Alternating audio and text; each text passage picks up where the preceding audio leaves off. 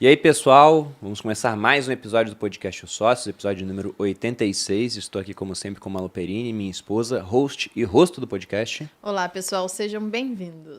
Bom, mas entrando primeiro nessa parte de cenário macro.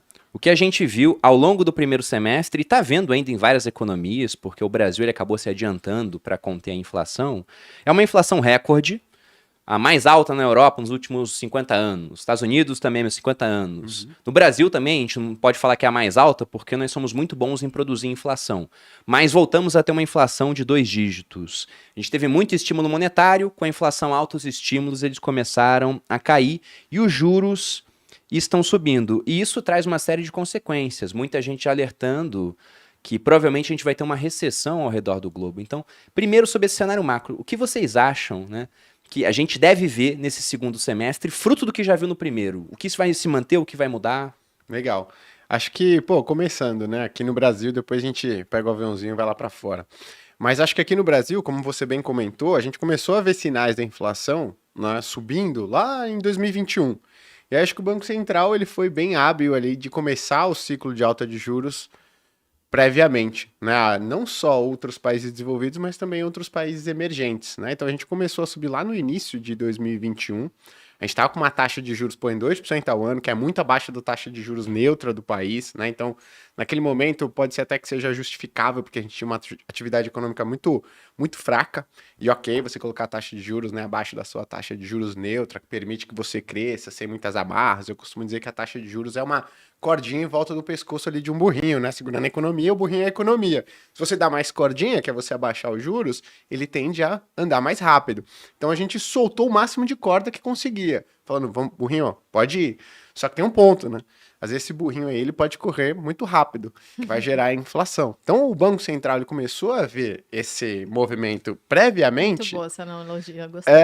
Eu fiquei pensando em tudo que eu ia falar, porque eu falei, eu não vou dar tanto trabalho pra Malu, porque depois ela ficar pensando em analogias Tentando na hora. explicar, é verdade. Então eu já pensei em algumas antes. Obrigada. Então a gente começou a fazer esse trabalho antes. Então a gente tá vendo a inflação mais alta nos Estados Unidos, na Europa, nos últimos 40 anos. Só que, estranho, a gente não tá vendo no Brasil. A gente teve uma inflação semelhante em 2016, 2017, justamente por esse trabalho que começou a ser previamente feito uma parte. Aqui eu pegar a inflação mais alta dos 40 anos do Brasil, a gente vai pegar uma inflação absurdamente alta. Não dá. Mas eu digo assim... Volta a década de 80, né? Exato, mas vamos desconsiderar esse período. Acho que 16, 17, a gente teve taxa de inflação muito semelhante a essa, né? Então, não é algo que, poxa... Nos Estados Unidos é difícil conhecer algum americano que tenha convivido com uma taxa de inflação nesse patamar. No Brasil, não.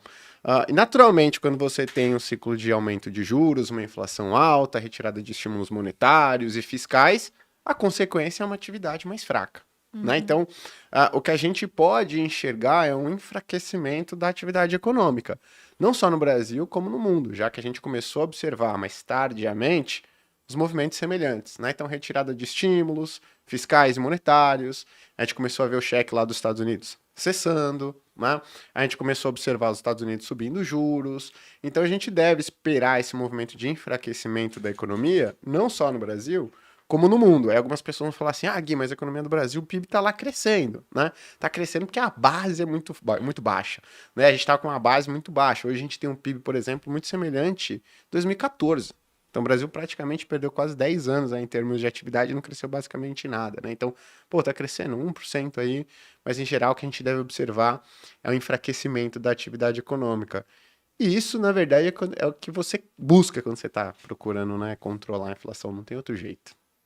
E pegando até carona, cruzando a fronteira, indo para fora, se o Banco Central aqui teve esse sucesso de se antecipar, nos Estados Unidos a gente teve um movimento um pouco sem precedentes, que pela primeira vez o Banco Central lá fora subindo os juros com a inflação já sendo uma realidade.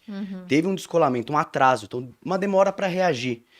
E a gente teve, vindo da pandemia, um cenário onde você primeiro teve inflação, um problema na parte da oferta, então o chip não chegava na fábrica, as coisas demoravam para chegar, ficava mais caro. E depois, com o suporte dos bancos centrais, para ajudar as pessoas naquele momento, você teve até um excesso de poupança, momento de incerteza, a pessoa segura um pouco mais. Poxa, eu até vou reformar minha casa, já que eu tô ficando preso aqui, mas eu não vou investir num carro novo. A pessoa acumulou poupança, a gente via pelos indicadores isso aumentando drasticamente. E aí agora começa uma reversão do estímulo. As pessoas estão se sentindo mais seguras, a demanda por viagem, turismo volta a explodir no mundo, as pessoas saindo de casa com um pouco mais de conforto, em um momento em que o Banco Central está querendo desestimular o consumo. Então a gente começa a ver esse fenômeno inflacionário lá fora também bastante pressionado, embora o dado de inflação dessa semana até tenha dado um respiro para a gente, né? Era esperado um crescimento, ficou ali, o núcleo de inflação veio menos do que a expectativa, e a inflação geral ano a ano ficou estática, que dá um alento. Ó, será que... E deu uma impressão até meio o PIB da China, sabe? Porque ficou estático, né? Exato. Foi em zero. Exato. O PIB cresceu 6% na vírgula. Exato. Vamos colocar redondo, 0,0. Então isso já mostra também que, pelo menos é o que a gente espera, o que o Gui falou, o Banco Central, ele quer isso. E numa economia como nos Estados Unidos, que 60% é consumo, e o Banco Central tem um poder limitado em atuar no lado da oferta, o Banco Central não consegue fazer chip entrar jorrando nos Estados Unidos, então ele consegue atuar onde? Na demanda. As pessoas têm que se sentir um pouco mais pobres mesmo.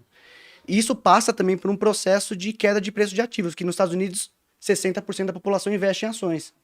Então, é até desejável, de certa forma, e é chato dizer isso, pô, o Fed quer que as pessoas se sintam mais pobres. Mas faz parte do processo, para você desaquecer um pouco o lado da demanda e controlar essa inflação, como você disse, é a maior nos últimos 30, 40 anos. Citando alguns dados aqui, no Brasil, a gente acabou de ter o índice de inflação de julho saindo e foi deflação de 0,68%, que foi surpreendente, muito puxado por uma questão de preço de combustíveis, a própria queda do petróleo lá fora, mas também auxiliado por aquela questão da retirada do ICMS, que é algo temporário.